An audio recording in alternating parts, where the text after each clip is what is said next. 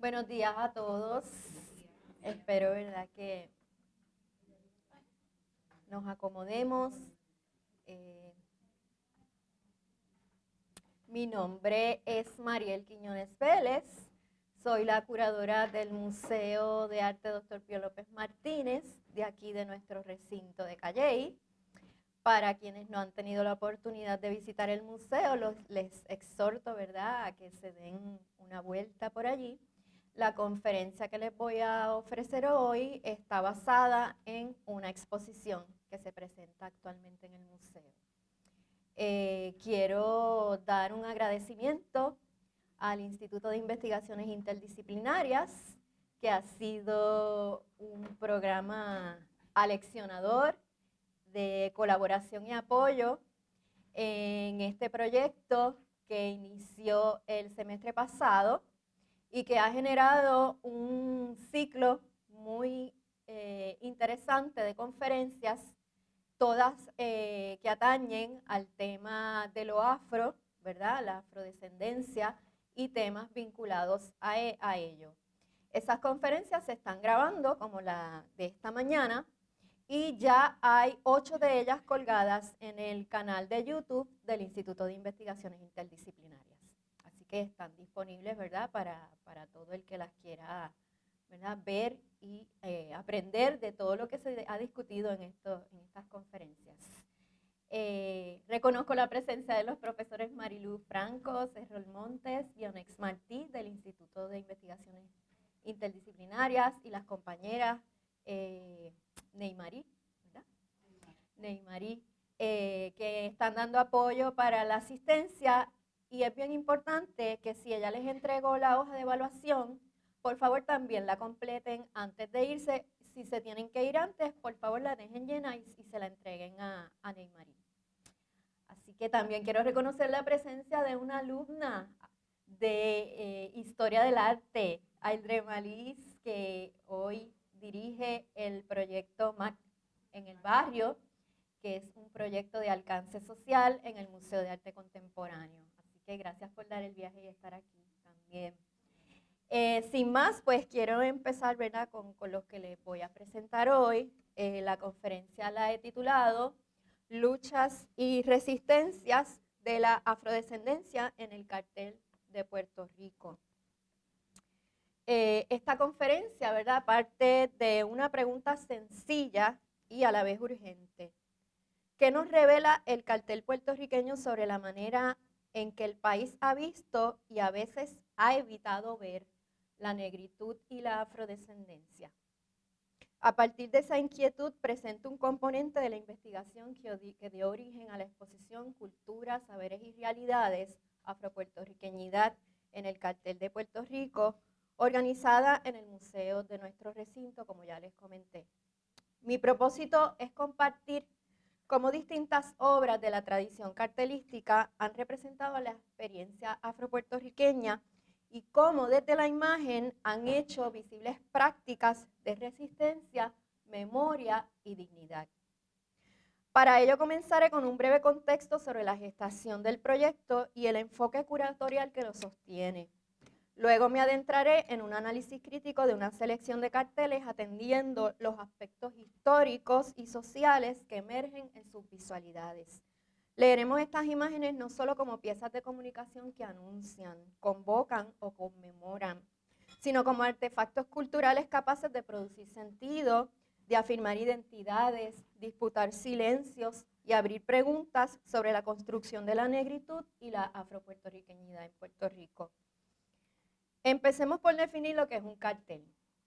La especialista Teresa Tío, en su ensayo Texto y Contexto del cartel puertorriqueño, incluido en el catálogo El cartel en Puerto Rico en 1946-1985, define el cartel como un anuncio de gran tamaño impreso en papel con una imagen visual y una información escrita. Según Tío, el cartel surge en la historia del arte en el siglo XIX y en Puerto Rico inicia en la década de 1940. A partir de entonces, sostiene la autora, el cartel se consolidó como medio de comunicación utilizado mayormente por agencias gubernamentales e instituciones educativas, por lo que su temática estuvo condicionada por los fundamentos programáticos de dichas entidades. Señala además que primero predomina el cartel educativo propagandístico y que desde la década de 1950 este es desplazado por el cartel cultural, que dominará el repertorio temático hasta nuestros días.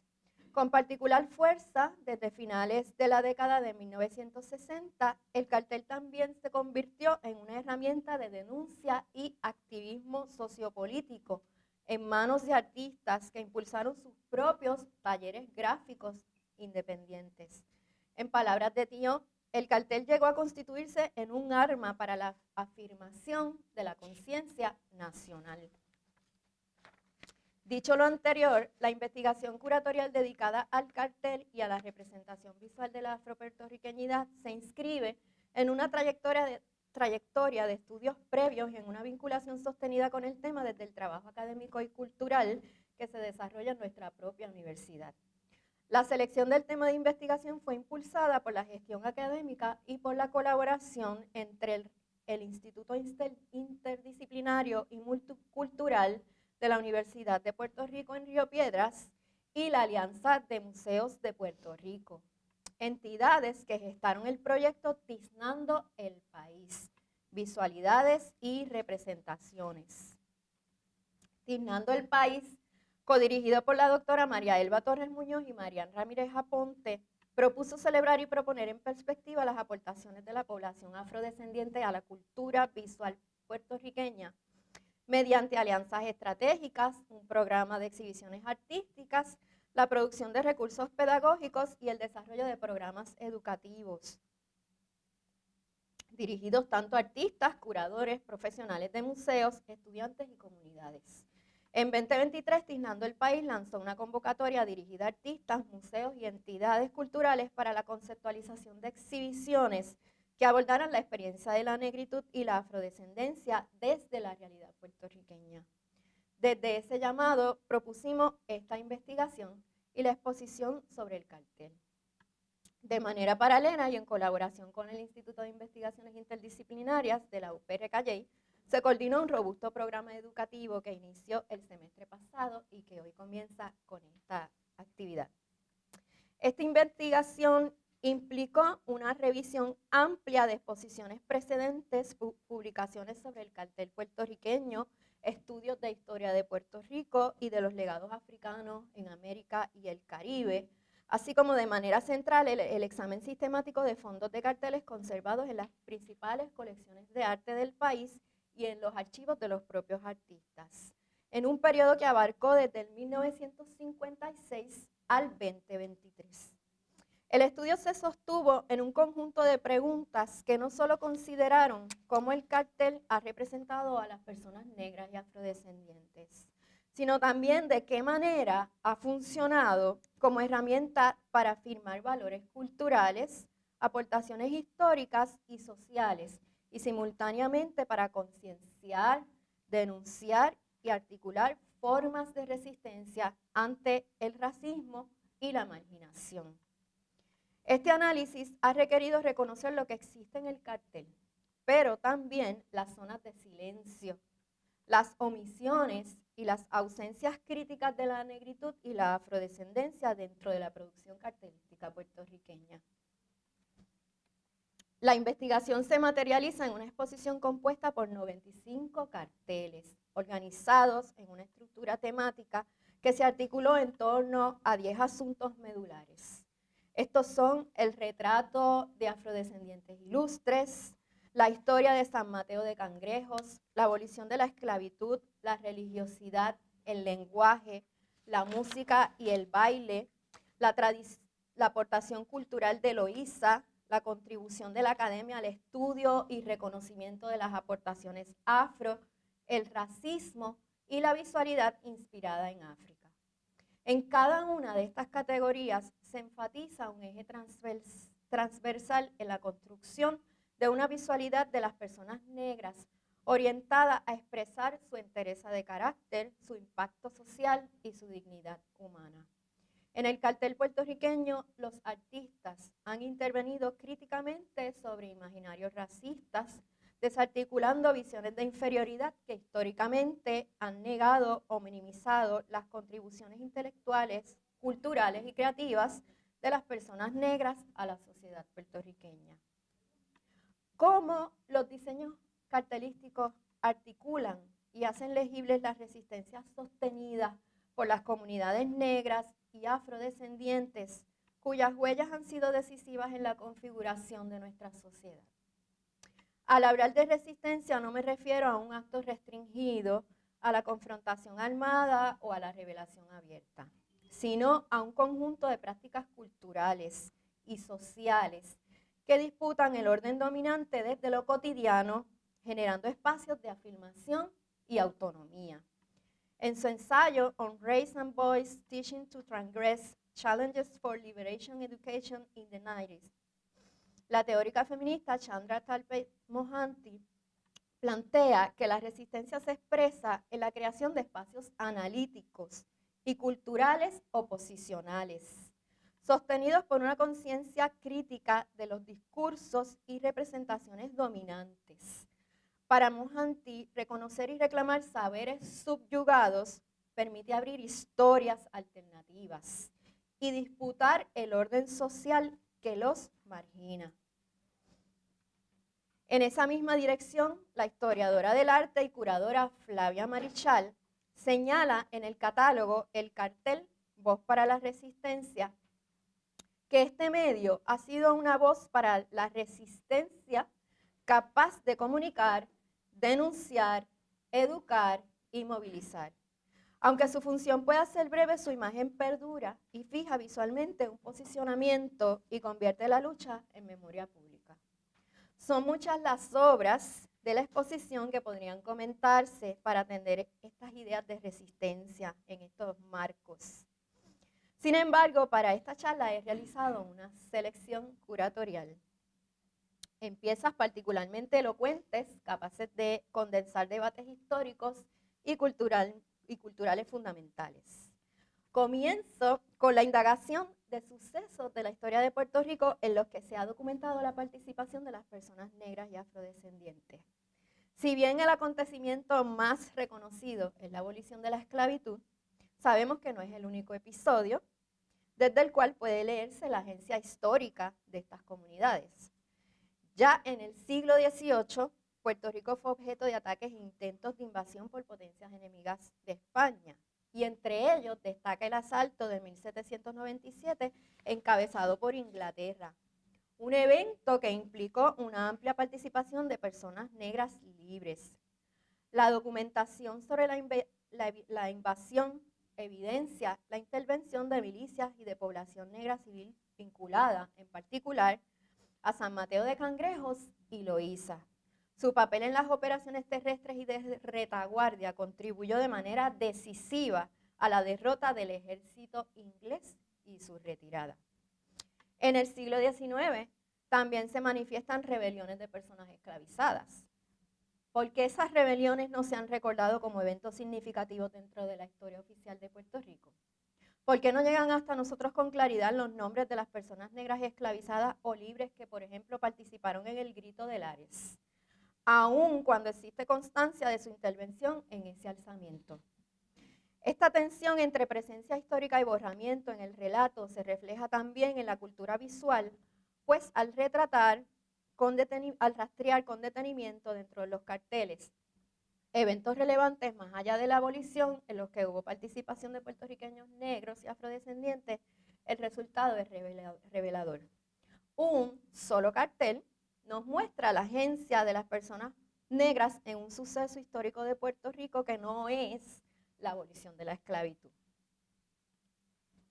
Este suceso fue la victoria que ya comenté frente a la invasión inglesa de 1797 a Puerto Rico. Según el doctor Juan Justi, esto fue posible gracias a una amplia movilización defensiva en la que la participación de la población negra libre, particularmente, como ya comenté, de Cangrejos y Loíza, fue decisiva. Más allá del triunfo militar, lo significativo es que este episodio consolidó una afirmación de la sociedad criolla puertorriqueña, en la que ya había negros y negras insertos en la vida social, militar y política del país. La gesta ha sido representada en pintura, en escultura, pero en la cartelística nacional solamente contamos con esta pieza que la conmemora. Se trata de este cartel comisionado por la Corporación Piñones Integra, conocida por COPI, al grabador y pintor Denis Mario Rivera para conmemorar en 1997 el bicentenario de la Victoria Negra frente a la invasión inglesa. La obra articula con precisión imagen y texto y a la vez propone un comentario agudo sobre quién recuerda y desde dónde se recuerda. El texto del cartel es contundente. 1797, 1997, Piñones sí se acuerda. Bicentenario de la Victoria Negra contra la invasión inglesa, 1997, Loíza, Puerto Rico. En esa frase, Piñones se afirma como un lugar de memoria. Es el barrio que rinde tributo y preserva el orgullo de hombres y mujeres negros que resistieron con valentía el embate de uno de los ejércitos más poderosos de su tiempo. Piñones sí se acuerda. Es una afirmación de memoria comunitaria frente a la desmemoria institucional. El título Victoria Negra contra la invasión inglesa reubica el relato al subrayar que el triunfo del 1797 fue alcanzado en gran medida por negros y negras libres. La imagen refuerza esa idea al representar no a un soldado regular, sino a un civil negro, armado con un machete y un fusil, y portando un cuerno de buey acompañado por un tambor. Signos de trabajo, defensa, convocatoria y cohesión comunitaria. El resultado es una representación dignificadora que recupera 200 años después a los sujetos afrodescendientes como actores centrales de ese episodio. Esto contrasta con la imagen canónica reproducida por siglos para referenciar este suceso. El retrato de José Campeche del gobernador Ramón de Castro, que exalta a este gobernador como figura del poder colonial y como protagonista de esa victoria. La Victoria Negra frente a la invasión inglesa en 1797 ocurre en un contexto en el que las comunidades negras de negros libres ya participaban activamente en la vida social y económica y cultural del país. En ese marco se inscribe la fundación de San Mateo de Cangrejos en 1773, ¿verdad? Años antes del ataque inglés. San Mateo de Cangrejos fue el primer pueblo de negros libres y cimarrones en Puerto Rico. Como señalan María de González García y Gilberto Aponte Torres, desde el siglo XVII llegaron a la isla cimarrones de las Antillas Menores en busca de libertad. La corona los reconoció como libres al llegar a Puerto Rico y la comunidad de Cangrejos se consolidó alrededor de la iglesia de San Mateo.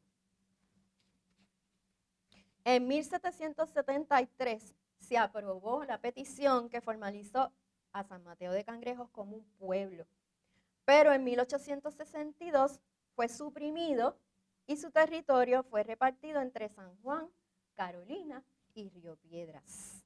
Más tarde, el impulso urbanizador de sectores de poder contribuyó a su rebautizo como Santurce en 1880.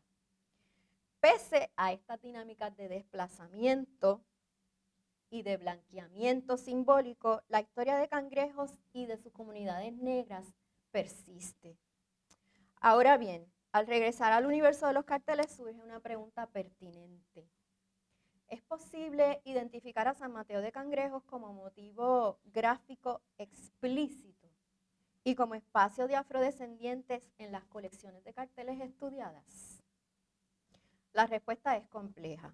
Aunque no encontramos carteles dedicados a conmemoraciones o celebraciones de la fundación de San Mateo de Cangrejos en las colecciones, su presencia emerge como motivo subyacente en una serie de carteles que retratan a personas cangrejeras que han dado lustre a Puerto Rico y que desde la imagen prolongan una memoria de ese territorio negro y caribeño en el imaginario cultural nacional. Asimismo, San Mateo de Cangrejos, como nombre propio, que afirma el origen afrodescendiente del sector, hoy conocido como Santurce, aparece escrito de forma explícita en bien pocos carteles. Entre ellos sobresale el cartel de Espías Torres, quien propone un homenaje a los condes de Cangrejos. Con este gesto, Torres reescribe la historia del Santurce que intentó borrar su raíz afrodescendiente.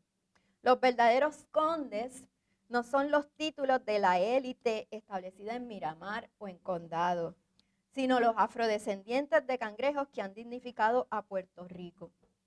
En su propuesta, Torres retrata al conde Rafael Cortijo, figura clave en elevar la bomba y la plena como referentes nacionales de modernidad musical. A la condesa Carmen Belén Richardson, pionera como actriz y comediante negra en la radio, el teatro y la televisión puertorriqueña. Y al conde Tego Calderón, quien reorientó el rap y el reggaetón hacia una conciencia afroboricua, colocando en primer plano la denuncia del racismo y la afirmación de una identidad negra afrocaribeña. En su diseño llamativo y frontal, el cartel opera como un dispositivo de contramemoria que resiste el racismo y disputa la narrativa hegemónica del barrio, afirmando la afropuertorriqueñidad de manera contundente. Otro cartel que nombra a Cangrejos es el realizado por Pseudomero, quien es muralista y pintor. El cartel propone un estallido cromático en el que el nombre Cangrejos parece reaparecer a medias, inscrito con letras recortadas en el borde inferior, como si emergiera desde la franja más baja de la imagen, una aparición parcial, que precisamente por ser fragmentaria sugiere borramiento histórico y recuperación simultánea. La figura del cangrejo activa una conexión directa con la naturaleza y la geometría original del territorio, las aguas, los caños y los manglares. Y en ese mismo registro simbólico, la palabra libre, que sale en el cartel bien pequeñita, remite a Cangrejos como espacio donde hombres y mujeres negras fugitivas de la esclavitud en otras Antillas, como ya mencioné, encontraron la posibilidad de libertad. La diversidad de tipografías, de formas, de colores, funciona aquí como una metáfora visual de la riqueza cultural del barrio y de su condición de territorio marcado por la movilidad y la convivencia de las tradiciones. Cangrejos es una tierra de inmigrantes antillanos y a la vez de intercambio y persistencias afrocaribeñas. Por otro lado, puede asumirse erróneamente que antes del 1873, año en que se promulga la ley de la abolición de la esclavitud, en Puerto Rico toda la población negra y afrodescendiente era analfabeta. Sin embargo, la evidencia histórica muestra que en diversos puntos de la isla, hombres y mujeres negras y mulatas libres en el siglo XIX accedieron a educación primaria. En ese siglo, otros afrodescendientes descollaron como intelectuales en luchas abolicionistas y políticas y obtuvieron estudios y credenciales profesionales como médicos, escritores, periodistas o abogados. La investigación histórica, las publicaciones y las representaciones visuales en las artes de Puerto Rico, incluido el cartel, han aportado al reconocimiento y a la exaltación de algunos de estos trabajadores culturales e intelectuales negros en ese periodo previo al 1873. En ese marco, el pintor José Campeche podría considerarse como la primera figura afrodescendiente prominente que queda retratada en la cartelística nacional. Aparece en un cartel de Lorenzo Mar de 1959 que anuncia una exposición de sus obras en el Instituto de Cultura Puertorriqueña. En esa pieza, Omar representa a Campeche con un tono de piel oscuro, una decisión que sugiere una intención consciente de afirmarlo como afrodescendiente. Sin embargo, en ese énfasis no se repite en el acercamiento gráfico con el que Omar representó a otro ilustre del siglo XIX con ascendencia afrodescendiente. Ese es Román Valdoriotti de Castro. El cartel diseñado por Omar para conmemorar el sesquicentenario de su natalicio en 1972, al igual que otras piezas de José Rosa y Ernesto Álvarez, no subraya su afrodescendencia. Y sin embargo, Valdoriotti, intelectual y político liberal, figura clave del abolicionismo y del autonomismo puertorriqueño, fue hijo de una mujer mulata y de un español. Su lugar en la historia es indiscutible. Es uno de los primeros próceres mulatos del país, recordado en calles, edificios y monumentos, y reconocido por un coetáneo, Ramón Emeterio Betances, quien lo llamó la eminencia prieta.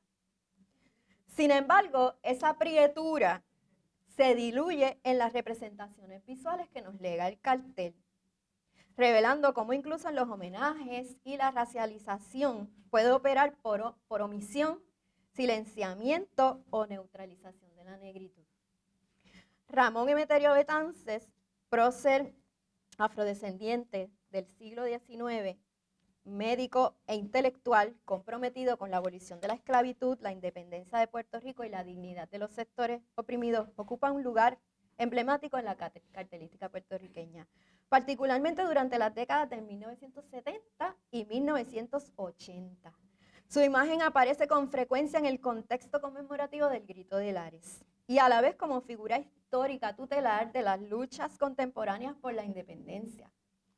Artistas como Lorenzo Mar, Rafael Tufiño, José Rosa, José Alicea, entre muchos otros, diseñaron carteles que lo retratan desde una formulación visual que le presenta como hombre mayor de abundante cabellera y barba profusa, convertido en emblema de tradición política y memoria nacional. Sin embargo, dentro de esa amplia constelación de imágenes resulta particularmente significativo identificar aquellos carteles que desplazan el énfasis conmemorativo para subrayar de manera explícita la afrodescendencia del prócer y su conciencia sobre el discrimen racial en su tiempo. El primero de esos ejemplos es el cartel de Antonio Martorell, que reimagina el rostro de Betances desde una sensibilidad contemporánea situada en el Puerto Rico de 1970. Martorell coloca el rostro en una posición frontal que ocupa casi todo el plano, como si la mirada del prócer interpelara directamente al espectador. Ese espacio no es abstracto, simula barrios urbanos con resonancias santurcinas o cangrejeras. De modo que el retrato deja de ser una imagen distante del pasado y se convierte en una lectura crítica del presente. En sus facciones y especialmente en la textura del cabello marcadamente ondulado, Betances se representa inequívocamente como un hombre negro. Su rostro se funde con la bandera del Grito de Lares, posibilitando una lectura metafórica en la que independencia también se vuelve pensamiento, piel y memoria activa. La barba, transformada en llamas y humo, intensifica esa carga simbólica al sugerir un fuego doble. El impulso liberador del 1868 y simultáneamente el incendio material y moral de un país sometido a procesos de modernización que reordenan y desplazan comunidades, especialmente las de Cangrejos. En este cartel funciona como columna vertebral que sostiene una ética de confrontación frente al presente. Martorell lleva el cartel al límite de su función promocional y lo convierte en un tratado visual en el que Betances, negro, reclama además nuestra afropuertorriqueñidad como un valor constitutivo del país. Por otro lado, el cartel de Luis Alonso de 1981, realizado para la conmemoración del natalicio de Betances, constituye una pieza contundente en torno a la conciencia del prócer sobre el prejuicio racial.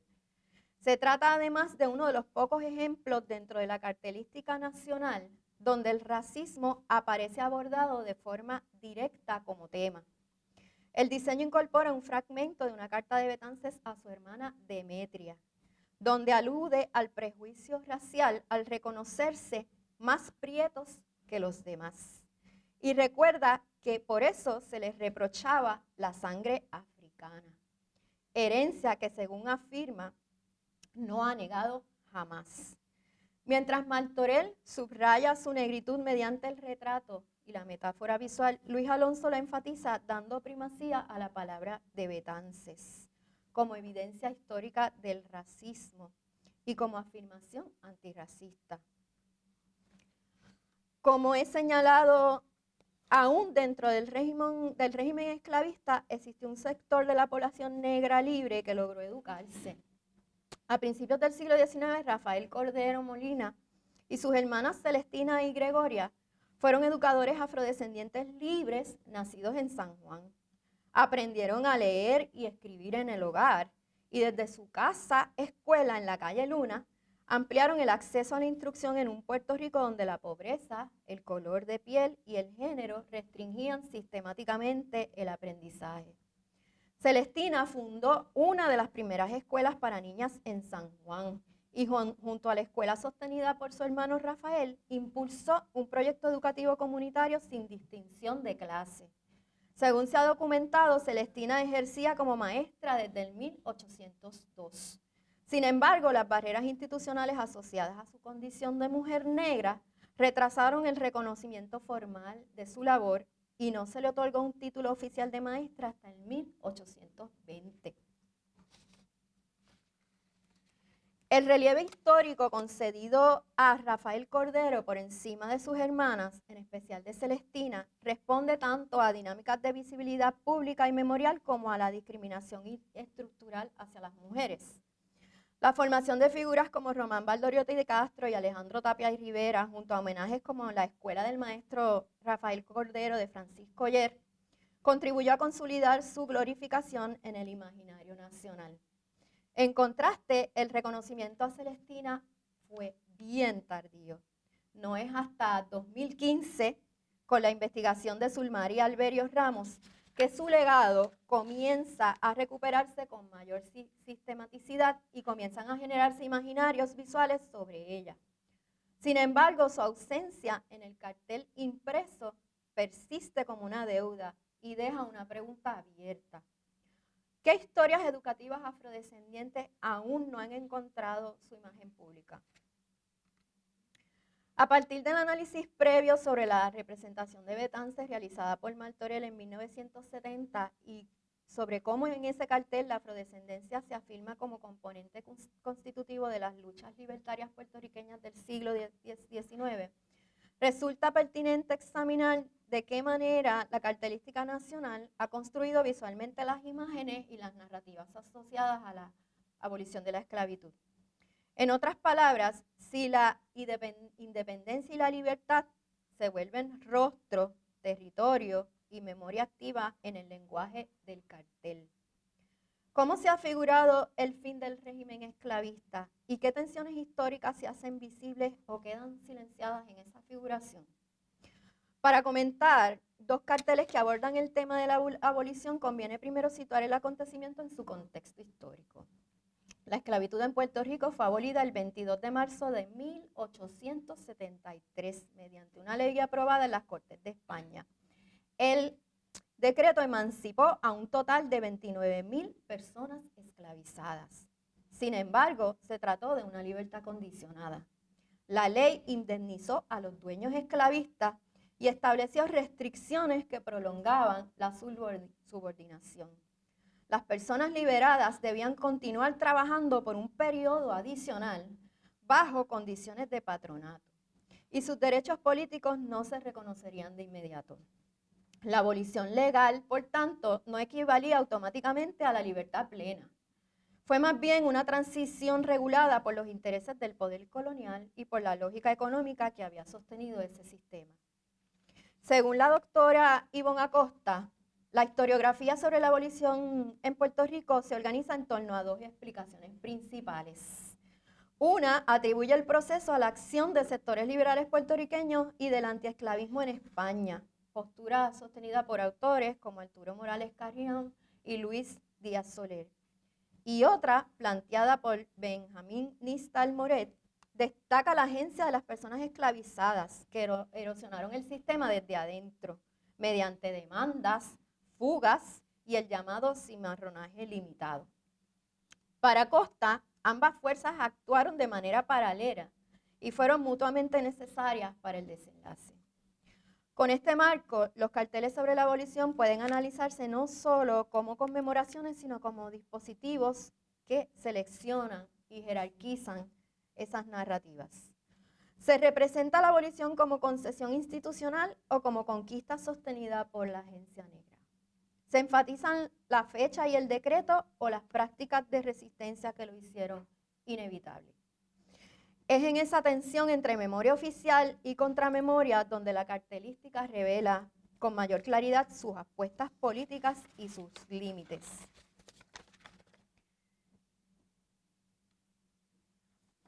El Resplandor, una película de la División de Educación de la Comunidad lanzada en el 1961, presenta la historia de una rebelión de esclavos en una plantación de azúcar en los días que precedieron la abolición de la esclavitud.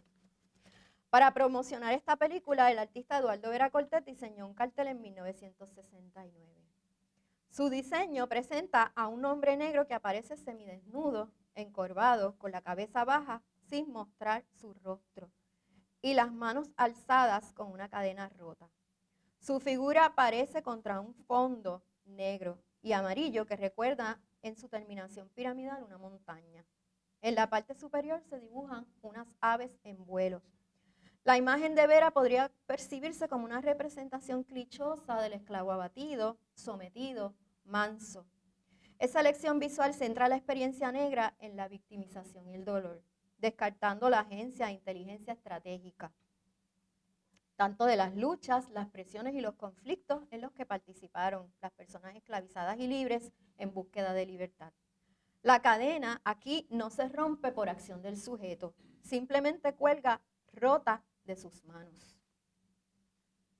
Opuestas a la representación en el cartel de Vera Cortés, donde el sujeto aparece como liberado más por una especie de gracia o de redención y no por un derecho conquistado, encontramos otros carteles como el de José Rosa. Rosa propone una lectura colectiva y representativa de las luchas, que se distancia radicalmente del enfoque del cartel El Resplandor. No presenta la abolición como una escena piadosa, sino como resultado de presión social, fuga, conspiración y resistencia. Como protagonistas del cartel aparece un grupo de manos alzadas encadenadas con puños que reflejan fuerza y tensión. Ese gesto de levantar los brazos empuñados es un signo de acción política y de insurrección, donde los cuerpos organizados reclaman y fuerzan el cambio. A esa iconografía se suma un recurso clave de la cartelística de José Rosa: los cintillos y textos que bordean una imagen central. En estos textos se encuentran pintados de rojo los nombres de los abolicionistas y reformistas que impulsaron la abolición de la esclavitud y palabras clave de la práctica esclavista. Otros textos que incorpora Rosa son citas de anuncios de periódicos de la época que solicitan la participación ciudadana para identificar y capturar a negros esclavizados fugados de las haciendas, además de frases que denuncian el racismo. Cito algunos de esos textos. Se fugó un negro esclavo de la hacienda llamada Látigo de Oro. Se suplica su captura. Es listo, peligroso, muy fuerte, bien parecido, de buenas carnes. Sirve de marco al cartel un cintillo de texto con una cita de Segundo Ruiz Belvi que lee: no queremos reformas para los blancos, sino se liberan los negros. Seguida por una frase que lee: esclavo, Miguel, chota. Con la cita de Ruiz Belvis y la frase del esclavo Miguel, Rosa hace hincapié en que tanto la acción de los reformistas como las sublevaciones, fugas, incendios y demás acciones de los esclavizados para resistir la esclavitud fueron ambos esfuerzos que fundamentaron la abolición de la esclavitud en Puerto Rico. Desde la historiografía y los estudios afrocaribeños de historiadores y antropólogos como Sidney Mintz y Richard Price, se ha argumentado que bajo el régimen esclavista las poblaciones africanas y afrodescendientes preservaron y recrearon prácticas religiosas y celebraciones comunitarias en las que fueron fundamentales las expresiones musicales y dancísticas. Estas sirvieron como infraestructuras de sociabilidad, apoyo mutuo y producción cultural que sostuvieron la vida colectiva y afirmaron identidades en condiciones de coerción y despojo. En Puerto Rico, esa dinámica puede conectarse con formas de sincretismo y manifestaciones devocionales afrocatólicas. Entre ellas las devociones y cofradías como la de San Miguel Arcángel, documentada para los siglos XVIII, XIX y estudiada por Ricardo Mariani Ríos, que ha estado aquí en nuestra universidad dando conferencias, o el ciclo festivo de Reyes, que incluyó la celebración de la víspera y el Día de Reyes.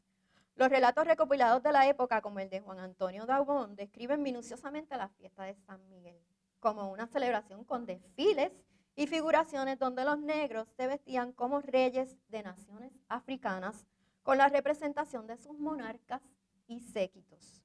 La celebración de estas festividades dentro de un catolicismo popular y sincretizado que heredó tradiciones y ritos adaptados de Europa y traídos de los propios reinos católicos africanos, como el del Congo, fueron en Puerto Rico espacios que se convirtieron en manifestaciones estratégicas de reunión y de afirmación cultural. Esa misma condición de hibridación y memoria se reconoce en celebraciones afropuertorriqueñas como las fiestas de Santiago Apóstol en Loíza, frecuentemente interpretadas como una tradición de mezcla simbólica católica y afrocaribeña en la que las máscaras y la comparsa de personajes y el pueblo que acompaña la peregrinación de las figuras de Santiago encarnan historia, identidad, pertenencia. Estas prácticas religiosas y festivas pueden leerse como escenas de una religiosidad afro-boricua, que lejos de limitarse a la devoción privada, se despliega como lenguaje público. En el cartel, lo ritual se convierte en imagen compartida que fija memorias, valida esos repertorios simbólicos y hace visible la legitimidad social de estas prácticas que durante siglos fueron racializadas o relegadas a lo folclórico. En el cartel El Encuentro, creado por el artista Samuel Lin, la composición organiza una narrativa mítica donde el paisaje nocturno de Loíza se convierte en un escenario de revelación. La figura del pescador negro, de torso desnudo y gesto elevado, ocupa un primer plano dramático. Frente a él, el árbol monumental contiene la presencia de Santiago, no como una aparición distante, sino como una imagen incrustada en la naturaleza y por extensión en el territorio mismo. La leyenda visualiza un origen local del culto, pues Santiago no llega como santo imperial, sino que se resignifica desde una experiencia comunitaria afrodescendiente que reconoce su aparición en el árbol y su presencia en los personajes de los caballeros que surgen del mismo tronco. El Vejigante y los signos festivos refuerzan la devoción que se articula mediante una teatralidad popular donde lo religioso y lo festivo se funden. Ese gesto de inscribir lo sagrado en el paisaje y en el cuerpo del pescador devoto puede entenderse como una forma de resistencia simbólica en el que la comunidad no solo participa de un catolicismo heredado, sino que lo transforma y lo hace suyo. Los atributos de Santiago, a su vez, se hicieron compatibles por sincretismo con deidades y repertorios simbólicos afrocaribeños, como por ejemplo Changó, rey guerrero en la tradición yoruba.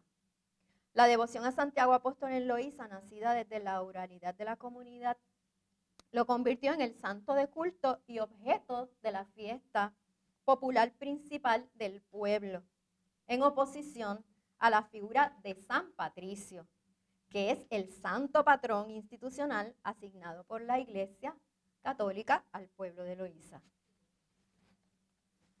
En el cartel que anuncia el segundo simposio Tradiciones Espirituales y Culturales Africanas en el Caribe y Latinoamérica, nuevamente Samuel Lin hace un cartel y en este compone un altar doméstico como inventario visual de objetos y símbolos religiosos y culturales.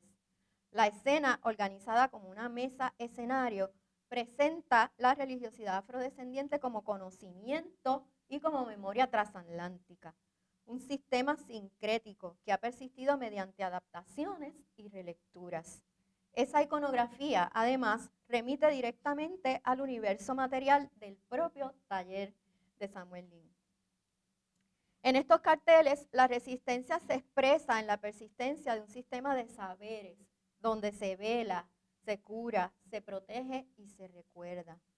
La domesticidad del altar evidencia que la espiritualidad opera como un proceso cotidiano de supervivencia y de autoestima colectiva. Otro cartel que deseo comentar en la temática religiosa es el de Rafael Tufiño, dedicado a San Miguel Arcángel. En este cartel de 1974, el artista emplea una iconografía más sobria, de lectura inmediata, donde el santo aparece como figura protectora en un campo cromático dominado por azules y una atmósfera nocturna que incorpora instrumentos musicales de tradición puertorriqueña y herencia africana, así como figuras asociadas a la natividad. Tufiño suele condensar lo popular en emblemas claros, convirtiendo a San Miguel en síntesis de protección y combate moral, una figura que en la tradición católica vence al mal y custodia el orden. El ángel de piel oscura señala su vínculo con la devoción afrodescendiente de Loíza, que ve en el arcángel un símbolo de amparo, de justicia, de dignidad. En continuidad con la fiesta de Santiago Apóstol en Loíza, esa continuidad revela cómo lo ritual también generó materialidad cultural de manera colateral, impulsando un saber artesanal y unas prácticas performativas que se cristalizan en la confección de vestidos y máscaras de gigantes elaboradas con coco, así como otros objetos que son extensión tangible de la experiencia festiva. En ese contexto merece un destaque especial el cartel Nenén de la Ruta Mora, realizado en el 1956 por Carlos Raquel Rivera, para anunciar la presentación de la película producida en la División de Educación de la Comunidad. Este cartel podría considerarse como el primero que ubicó de forma explícita la herencia africana en las tradiciones populares de Puerto Rico. La película Nenén de la Ruta Mora revisita la fiesta de Santiago Apóstol desde una historia de ficción cuyos personajes principales son un niño y un gigante de Loíza. En el cartel, el artista presenta al niño y decide condensar el gigante en una máscara de coco que en compañía de otras se proyectan como presencia sobrenatural. La fuerza gráfica del cartel es lograda con economía de colores, en gamas cálidas y énfasis geométrico. La máscara de coco deja de ser un accesorio escénico y se afirma como signo de una devoción festiva que trasciende la visión reduccionista de manifestación local o de práctica exclusiva de las personas negras para proyectarse como componente esencial de la identidad puertorriqueña. Desde ahí se comprende la continuidad que ofrecen los carteles de Antonio Martorell y José Alicea, por ejemplo, que recogen la tradición mascarera de las fiestas de Santiago. Impulsadas por los trabajos de Ricardo Alegría y por investigaciones posteriores como las de Héctor Vega Druet de 1969 en torno a las formas musicales de herencia africana en Puerto Rico, podemos afirmar que a partir de la década de 1970, Puerto Rico experimentó un creciente interés por el estudio de la influencia africana en la cultura, la sociedad, la lengua y la religiosidad del país. La discusión que comienza desde los circuitos académicos y la actividad de alcance popular afirman ese interés. Como anuncio de estas actividades es que cobra relieve la inserción más palpable de temáticas y personajes afrodescendientes en nuestro cartel nacional. Instituciones como la Universidad de Puerto Rico, la División de Educación de la Comunidad, el Instituto de Cultura Puertorriqueña, la Fundación Puertorriqueña de las Humanidades y grupos autogestionados como el Festival de Bomba y Plena, entidades que casi todas surgen en los años 50 al 70, lideraron esas iniciativas. Este despertar se contextualiza además en los movimientos de los derechos civiles en los Estados Unidos, el panafricanismo y las luchas de descolonización en África.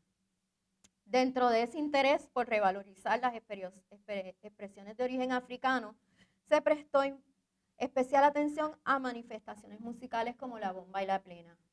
Para comprender la revalorización que la bomba experimenta en el siglo XX, es imprescindible recordar que durante mucho tiempo fue interpretada desde una mirada racializante y moralizadora que la presentó como una práctica peligrosa. Un ejemplo revelador es la prosa costumbrista de José Antonio Dabón a fines del siglo XIX, quien describió los bailes de bomba desde el primitivismo y la demonización. recurriendo a un lenguaje abiertamente deshumanizante, en el que usa términos como negros endiablados, contorsiones de culebra y chimpancé legítimo escapado de las selvas de su país, para describir a quienes bailaban. Para Dawón y las clases blancas, la festividad y los bailes de bomba eran una amenaza y una degradación moral. Esa retórica no fue solo literaria, sino que dialogó con dispositivos concretos de control colonial y municipal que buscaron regular o suprimir los toques y bailes de bomba, particularmente por el temor a la reunión y organización de personas esclavizadas. Frente a ese clima de regulación punitiva y estigmatización impuesto por el gobierno español que buscó reducir la bomba a ruido y desorden y limitar su práctica en el espacio público, la continuidad histórica del género se sostuvo en buena medida en redes comunitarias afrodescendientes y en escuelas de transmisión familiar que conservaron repertorios, técnicas de tambor y códigos de baile como un saber encarnado. En el área de San Mateo de Cangrejos, por ejemplo, la trayectoria de la familia Cepeda se ha entendido como un verdadero tesoro cultural, arraigado en el barrio y decisivo para mantener la práctica viva y enseñable. En Loíza, el batey de los Ayala, en Medianía, aparece igualmente como un núcleo que ha formado generaciones de artesanos, músicos y bailarines, y que ha preservado la cultura loiseña dentro y fuera de la isla. Esa persistencia además no quedó confinada a Loíza o a Santurce, mejor dicho, Cangrejos. Los procesos de legitimación cultural impulsados desde la década de 1970 articularon un reconocimiento a nivel isla de maestros y linajes regionales, evidenciando que la bomba sobrevivió a la censura, precisamente porque operó como una práctica de comunidad y como un archivo vivo de memoria y pertenencia a través del tambor, el cuerpo y la transmisión intergeneracional. A través del cartel puertorriqueño se dio forma gráfica a las expresiones de la bomba y la plena puertorriqueña, retratando sus principales exponentes, haciendo homenaje a sus instrumentos y simbolizando el baile y la música como ejes de su tradición.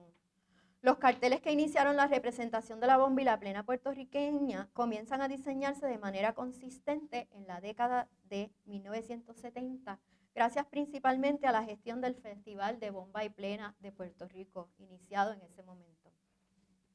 La plena de Rafael Tufiño, realizado en el 1950, puede considerarse uno de los primeros y quizá el primer cartel documentado en los acervos culturales en representar una tradición musical afrocaribeña como imagen central de un cartel. Aunque el tema de las plenas había sido tratado en el 1954 en un portafolio de 12 linografías diseñado por Irene Delano con grabados de Lorenzo Mari Rafael Tufiño, este cartel es el primero que se ha identificado bajo la temática musical de la plena. La obra fue realizada para anunciar la película de la División de Educación de la Comunidad en colaboración con el Instituto de Cultura Puertorriqueña. El filme narra los orígenes afrodescendientes de la plena, nacida en barrios obreros de Ponce. La plena se convirtió en un medio musical para comunicar noticias en barrios, denunciar injusticia y relatar experiencias cotidianas. Aunque también fue marginada por su asociación con clases trabajadoras y afrodescendientes, fue reivindicada por músicos como Rafael Cortijo, Ismael Rivera, Ruth Fernández, Manuel Jiménez Canario y Mon Rivera. En el cartel, Tufiño dignifica y monumentaliza al músico de plena Gumersindo Mangual Oppenheimer, al retratarlo en gran escala, frontal y con el pandero como objeto activo. Los motivos que lo rodean no son mera decoración, sino que remiten a imágenes ya desarrolladas en sus grabados el portafolio Las Plenas para las canciones Tintoreras del Mar, Santa María y Cortaron Elena. Los contornos nítidos y volúmenes sintetizados, así como el contraste cromático del amarillo, producen una presencia contundente, casi escultórica, que evita el tono folclorizante y lo desplaza hacia un orgullo afrodescendiente. Tufiño adopta con especial contundencia en el cartel el uso del color negro, con destellos de blancos, para afirmar la piel oscura, y logra un dramatismo imponente en el modelado del rostro del instrumentista y cantante. La plena de Tufiño es una de las piezas más icónicas del cartel puertorriqueño. Las escenas de baile y fiesta comunitaria asociadas a los toques de bomba, como ya dijimos, se afirmaron con fuerza en los carteles de los festivales.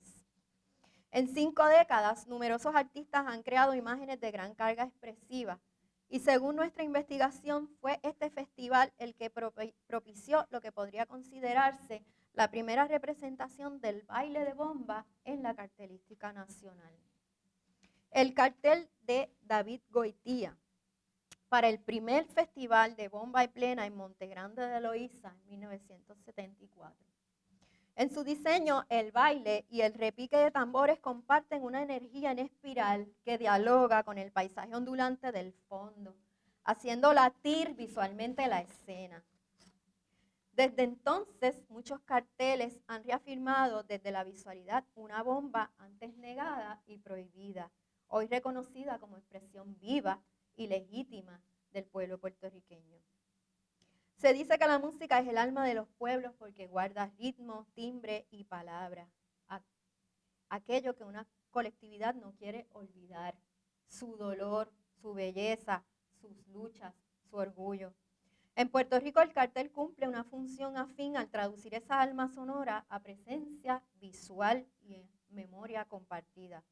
Por eso cuando el cartel puertorriqueño presenta a compositores e intérpretes negros y afrodescendientes, no se limita a promocionar un evento, sino que reivindica genealogías, inscribe dignidad y afirma que esas voces han sido y son una columna vertebral de la cultura. En el cartel sonó Tite Curet, realizado con motivo del documental que el Banco Popular de Puerto Rico produjo sobre la vida de Catalino Tite Curet Alonso, periodista y el más prolífico compositor de salsa. El artista Samuel Lin visualiza de manera elocuente cómo un compositor puede activar el pulso de un país. El título Sonó se despliega como eco y llamado. La figura de Curet en sombra parece sostener el sol, que ejemplifica una clave musical, una metáfora de su legado. El fondo, construido con bandas y remolinos de color, sugiere ondas de sonido y expansión rítmica. La composición presenta a Curet como sujeto que iluminó nuestro sendero musical. La capacidad de convertir lo marginado en centro se siente con fuerza al pensar en Las caras lindas, por ejemplo, escrita por Tite Curet y cantada por Ismael Rivera. Una pieza que eleva la belleza y la dignidad de la negritud a himno, desmontando el prejuicio con afecto y afirmación. El cartel de Nelson Sambolín para Johnny el Bravo opera desde esa ética, cuando empleando una paleta austera coloca el rostro del cantante como figura monumental donde la mirada concentra historia. El retrato de la cantante Lucecita Benítez, creado por la artista Rosenda Álvarez en el 2023 como una pieza serigráfica y no como un cartel, ya que nos refiere a la celebración de un evento en particular, presenta al artista con el pelo afro conteniendo la palabra rebelde. No sé si lo pueden ver, que en el afro dice rebelde.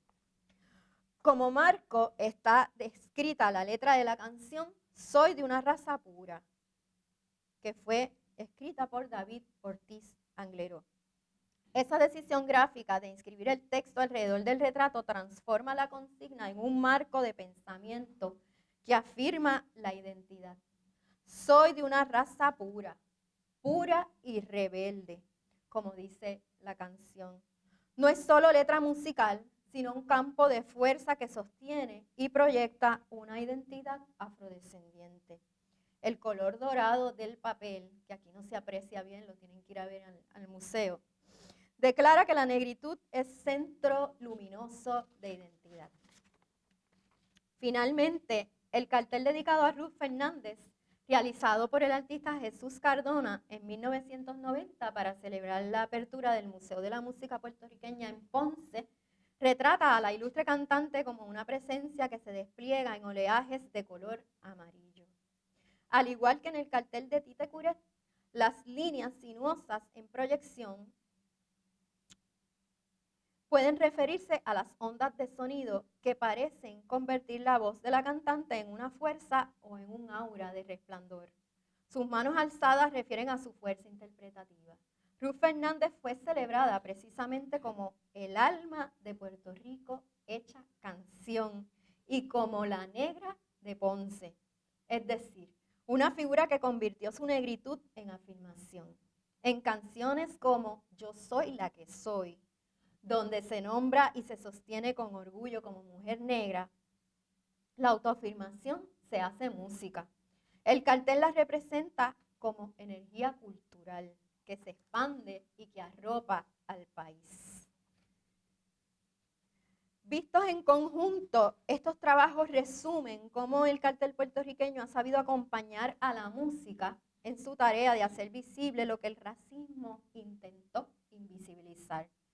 Tite Curet, Ismael Rivera, Fidel Conde Rodríguez, Lucecita Benítez y Ruth Fernández, entre muchos otros, no solo cantaron o llevaron la música un repertorio sobre la negritud, sino que articularon lenguajes de orgullo, de memoria y de denuncia, y el cartel prolonga esas voces. Por otro lado, las luchas obreras y la educación son dos escenarios centrales de resistencia en Puerto Rico y su diáspora. Y en ambos, las mujeres afrodescendientes han dejado legados de reparación y superación que todavía hoy modelan nuestras ideas de justicia. Juana Colón nació en Comerío a finales del siglo XIX, en una hacienda cafetalera del barrio Río Hondo. Fue hija de ex esclavizados y vivió de primera mano la discriminación por su color de piel.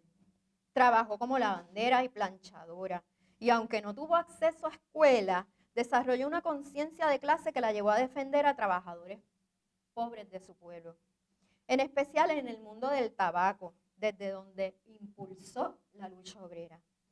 En un tiempo en el que la voz pública de las mujeres obreras era sistemáticamente marginada, Colón se convirtió en referente de organización y de palabra combativa. Esa dimensión combativa se intensifica en este cartel de Kelvin Santiago, realizado en el 1971 en el taller El Seco, en Comerío. En el diseño, Juana Colón aparece monumental, al centro, con el rostro frontal y severo, y una masa de consignas que estalla en letras rojas sobre negro. La unión nos salvará. Atrás, burgueses, infames y traidores.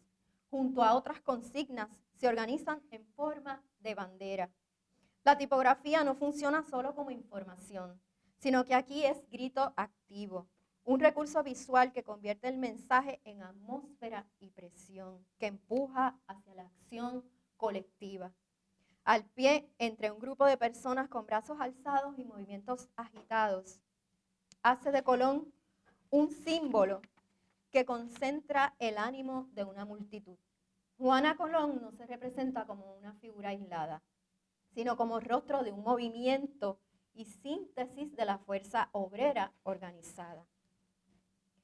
En la diáspora, la educación y el trabajo social aparecen como otra forma de resistencia cultural. Y ahí destaca Antonia Pantoja, educadora y trabajadora social puertorriqueña que emigró a Nueva York y dedicó su vida a la equidad educativa y al fortalecimiento comunitario. En el 1961 fundó Aspira en la comunidad El Barrio en Nueva York para promover liderazgo juvenil y educación como vía de empoderamiento. Y su labor se expandió con la creación de instituciones y proyectos orientados a la autosuficiencia y los derechos de los puertorriqueños, tanto en Estados Unidos como en Puerto Rico. Pantoja construyó de esa manera estructuras reparativas que hicieron y siguen haciendo posible la movilidad, la representación y la permanencia digna de comunidades racializadas y marginadas. Juntas, Juana Colón y Antonia Pantoja permiten articular dos registros complementarios de la resistencia afrodescendiente: el de la lucha obrera en la calle y el de la institución comunitaria. El cartel, como medio, las reúne en un mismo plano de visibilidad, presentando a Colón como ícono de la lucha de clase y la movilización, y a Pantoja como arquitecta de redes educativas y sociales. Otras mujeres como Adolfina Villanueva y la madre de Mesaya Bey se integran a esas visualidades de la mujer afrodescendiente como sujeto que resiste la injusticia y la discriminación. En dos carteles que representan sus historias, la resistencia se articula desde la maternidad, otra trinchera igualmente política. Los carteles dedicados a Adolfina y a la situación de la madre y el bebé Mesaya Bey nos recuerdan que el Estado también ha ejercido poder racializado, castigando a mujeres negras cuando protegen lo más básico, el techo y la vida. El cartel Loíza, 1980, de Yolanda Muñoz, pieza producida para el Comité Unitario contra la Represión, plasma el trágico asesinato de Adolfina Villanueva Osorio en Loíza, mientras resistía con su esposo una orden de desahucio de la casa de madera y zinc donde vivía con sus 6 hijos. Ella había heredado el terreno de su padre y tenía un reclamo legal en curso por la titularidad, ya que querían desalojarla para hacer allí una construcción. Su casa fue demolida y el policía que le disparó fue absuelto. Así que la familia de Adolfina nunca obtuvo justicia. La artista Yolanda Muñoz no representa el asesinato de Adolfina de forma literal, sino que condensa la violencia en una metáfora de gran impacto, donde la casa se vuelve cuerpo, y ese cuerpo quebrado es el de Adolfina, cuya familia representada en las figuras de pequeños cuerpos aparece impactada por la destrucción. Es una anatomía rota, donde el color simboliza la muerte y el luto.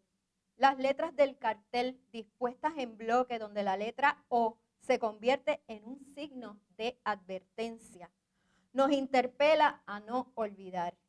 El pequeño acento del corazón rojo en pedazos opera como herida y núcleo vital, recordando que el desalojo no destruyó únicamente paredes, sino las vidas de esta familia que perdió a su madre. El cartel denuncia el sistema que criminalizó a una mujer por defender su hogar y luchar contra el desplazamiento.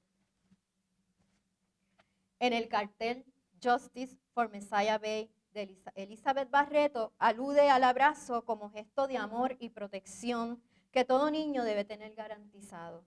El texto convoca a exigir justicia y denuncia al racismo institucional que intervino en la ruptura del vínculo entre ella y su bebé. En 2020, una pareja de inmigrantes afroamericanos acudió con su recién nacido al programa WIC y recibió instrucciones de llevarlo a una sala de emergencias por su bajo peso. Para evitar exponerlo al hospital durante plena pandemia del COVID-19, solicitaron una alternativa. Pero el Departamento de la Familia, con apoyo de la Policía de Puerto Rico, terminó removiendo al bebé del hogar. El caso provocó campañas por la reunificación familiar y denuncias al racismo en Puerto Rico, en las que circuló este cartel de Elizabeth Barreto. El gesto íntimo entre madre e hijo se vuelve político cuando el Estado lo sospecha y lo interviene. Barreto no recurre a consignas agresivas, sino que afirma su denuncia en una escena serena donde el abrazo, reforzado por el halo que corona la cabeza materna, presenta el cuidado como un derecho fundamental y casi sagrado. La obra invita a pensar además que la maternidad negra no debe verse ni vivirse bajo vigilancia. En estas representaciones, el cartel puertorriqueño traza un mapa de mujeres afrodescendientes que enfrentan estructuras de poder y que desde sus agencias las resisten y sostienen. Unas resisten organizando, educando y creando instituciones. Otras resisten afirmando la inviolabilidad del hogar y del vínculo madre-hijo.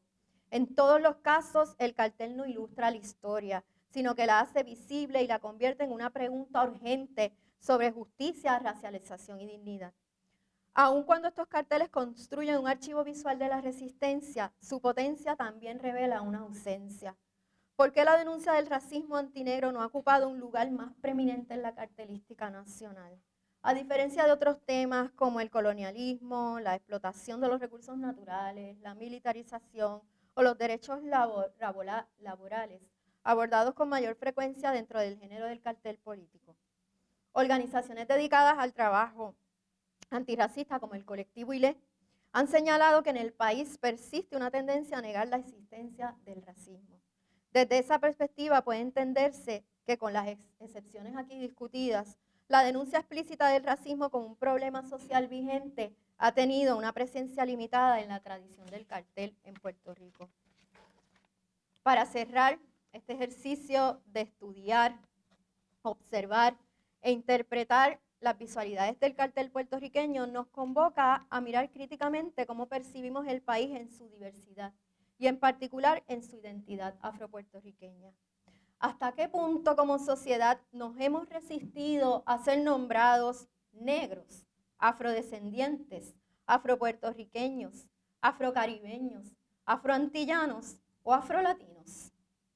Con frecuencia nos pensamos desde marcos eurocéntricos que han subordinado y desvalorizado a los grupos racializados como negros.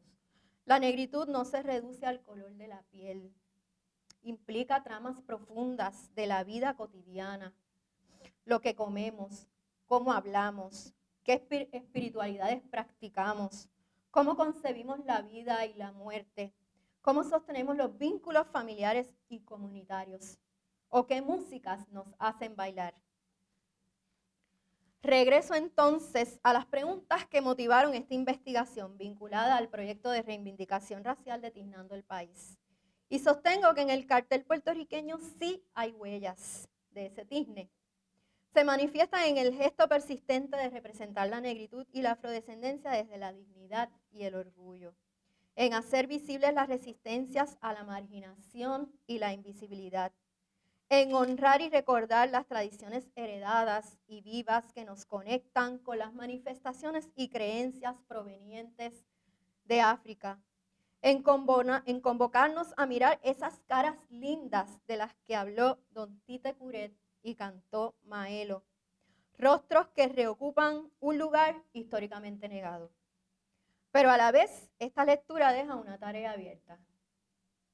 Desde las artes visuales podemos tiznarnos más, profundizar la mirada, ampliar los repertorios de representación y asumir con mayor firmeza el compromiso de imaginar un país que se reconozca plenamente en su raíz afrodescendiente. Y en el cartel, asumido como medio impreso y multiejemplar, como un objeto tangible que podrá ser visto en escuelas, museos, espacios públicos, hay una gran oportunidad. Gracias por estar aquí.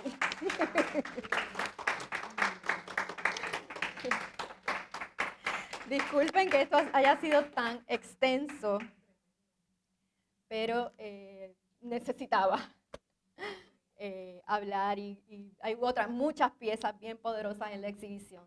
Pero pues, como les dije al principio, tenía que hacer una curaduría, una selección. Así que nada, si tienen algún comentario, pregunta, qué hacer, pues este es el momento. Primero agradecerte por esta gran exposición. Yo creía que iban a estar el resto de los estudiantes, si no han ido a la exposición, definitivamente exhortarles a ir a verla, porque es un manjar y sobre todo con el recorrido que hace María también, si pueden ir, les exhorto a aprovechar, porque realmente es una exposición de gran valor histórico y que no va a estar ahí todo el tiempo. Este año va a estar hasta ahí. Hasta ahora, hasta final de este año. Mi deseo es que se quede más tiempo, porque estamos, ¿verdad?, en la conmemoración del segundo decenio internacional para los afrodescendientes, que comenzó en el 2025. Sí, quiero traer el comentario de que uno de los temas que está ahí implícito lo que has expuesto es la problemática del colorismo también, como parte de ese racismo sistémico, ¿verdad? Cómo se expresa el colorismo, gracias por invitar a los estudiantes. Y que lo vemos aquí mismo en estas propias obras que están aquí. Sí, la tendencia. Sí. Y en la de Fernández, por ejemplo, ahí había una oportunidad de que Ruth fuese de un color de piel más representativo de ella, que está ahí un poco aclarado. Pero creo que esta es una gran oportunidad. Ojalá que no sea al llegar a la universidad que todos veamos todo esto, sino que sea desde las escuelas, desde el nivel elemental. Así que mi pregunta es, que después de la exposición, ¿cuál es el plan? Si por ejemplo esta propia presentación planifica publicarla, ¿cuál es el plan después de esta exposición? Mira, yo tenía muchos planes con esta exposición, que, ¿verdad? Que no se pudieron realizar. Bien difícil poder concretar iniciativas desde mi labor como curadora. No tengo como tal un plan establecido. Originalmente la exposición iba a contar con un catálogo de exposición, con un ensayo, con ilustraciones de los carteles, pero ya esa posibilidad no está. Así que la única forma de lograr este tipo de cosas es buscando subvenciones, fondos externos, y a mí se me imposibilita mucho eso. Así que sí, recientemente pues recibí una invitación de Mayra Santos Febre. Así que ella va a compartir los videos de las conferencias en su archivo Afro, que es una página web donde ella está recopilando toda esa producción humanística que atraviesa, ¿verdad?, el tema del afropuertorriqueño, la afrodescendencia, y las conferencias van a estar colgadas en esa página web. Bueno, yo espero que con la grabación de hoy, ¿verdad?, que va a estar disponible también en la web, pues surjan otras iniciativas. Y bueno, el plan más inmediato es que este semestre vamos a continuar con las conferencias, vamos a seguir trayendo invitados, y por ahí está la profesora Leticia Franchi, con la quien estamos hablando para organizar también una actividad. Así que este semestre pendiente a lo que estaremos organizando. Un comentario que bien notable, que casi desde el inicio de los carteles por lo menos de 50 para acá siempre está el elemento del tambor. Aunque sea el tema de otra cosa, siempre está coladito por ahí. Esa Asociación de la negritud. Esa asociación de la negritud con la música. Con la música. Y mi pregunta era esa, sí, tú ibas a publicar eso porque me parece... Sí, eso también debe ser una joya. Hay que publicar eso. Ay, no. Una foto de publicación, la conferencia. Para mí. Bueno, lo que nosotros podamos ayudar, lo dedicamos y nos unimos, porque de verdad yo creo que debe publicar eso. Sí, está muy claro. No soy muy ducha en este campo, ni en el campo de los estudios de la negritud, pero pregunto si han publicado sobre este tema anteriormente. Dentro de las artes visuales, el proyecto Tiznando el País ha generado un conjunto nutrido de publicaciones, ¿verdad?, que están tratando sobre del cartel. Bueno, sí, porque son es el resultado de las exposiciones de arte que se dieron en los diferentes museos del país, y entonces esas exposiciones generaron sus catálogos. No, del cartel no, del cartel no. Hay muy poco escrito sobre el cartel en Puerto Rico y mucho menos sobre el cartel, como están diciendo que otras estudiantes hay que publicarlo. Ese catálogo tiene que salir de humo o producirse otro Sí, de que